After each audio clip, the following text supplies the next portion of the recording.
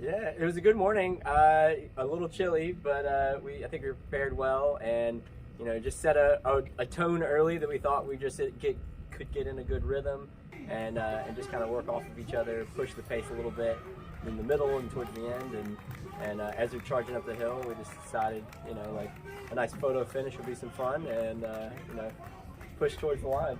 Yeah. Yeah, it's a long way. This is the first race I've ever done. I know Donnie's a seasoned marathon vet now, but I was really kind of curious what those last couple of miles were going to feel like, even though I know we were pretty controlled. It's a long time to be out there on your feet. It was certainly pretty cold. I'm still not warm yet, and I raced 15 miles, so I might have to work on layering next time. But no, it was a lot of fun. It's great being out here locally, and you're passing everybody. I seemingly have picked up a lot of Let's Go Brandon fans here recently. I'm really, really famous, so it's nice hearing your name a lot running around.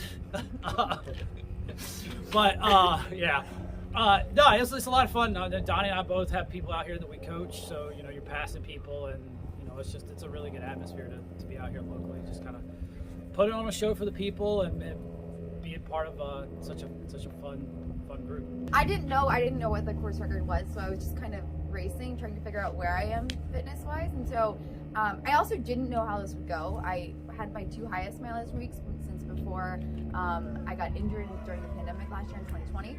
And so it's been like a real slow progression over the course of this year to see what work myself back to my previous fitness. And so yeah, I just kind of was like, try not to go out too quickly and try to negative split if you can. Didn't quite do that. I think I started a little quick, but it was a good course. It was fun. I had a good time, and like they said, the people out there, you're passing people and they're cheering for you, and you've got 50K runners and 25K runners, and I've never done this length of a race, and it seems like with the 50K runners out here, there's more ultra people that are racing, and I've always wondered what that community is like. I've always heard it's such a welcoming, warm community. So doing this, I was kind of excited just to kind of see that side of racing. I've done mostly road racing, and this was a little bit more trail, I guess you would say, even though it was more of like a packed course. But yeah, so it was good. The last, I think, 5 miles were a little challenging for me. I definitely slowed down. I was talking to myself for a good bit of that, and just trying to get myself to keep going. And there's a couple of hills there at the end that I had to keep, stay engaged for.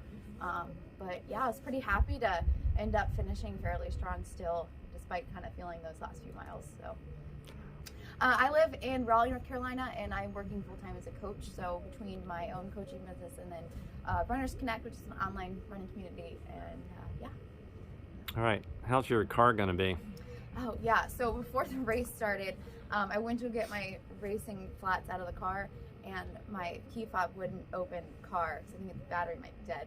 So I ended up unlocking my car with the actual key, which made the alarm start going off, and then I didn't know how to turn the alarm off, so started trying to pull out the owner's manual and was reading that, and then looked it up online, and then found something, and then I couldn't figure out how to do whatever it said to turn it off. So I sat in my car for like 10 minutes trying to figure that out, and the alarm kept going on and off.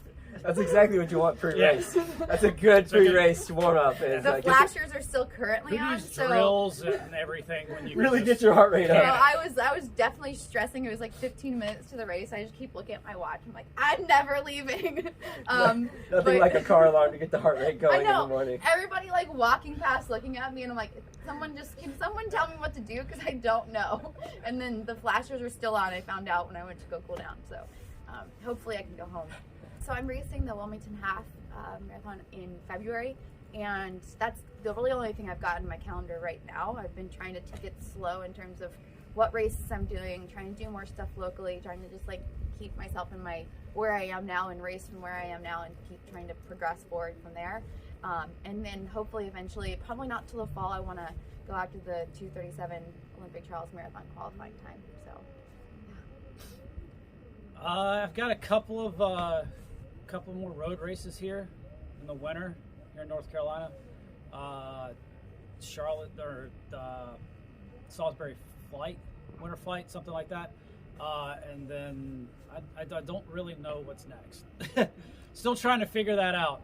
People keep telling me I should run a marathon. I'm trying to decide whether I should listen to them or not. But just going to keep racing and just kind of see what comes next.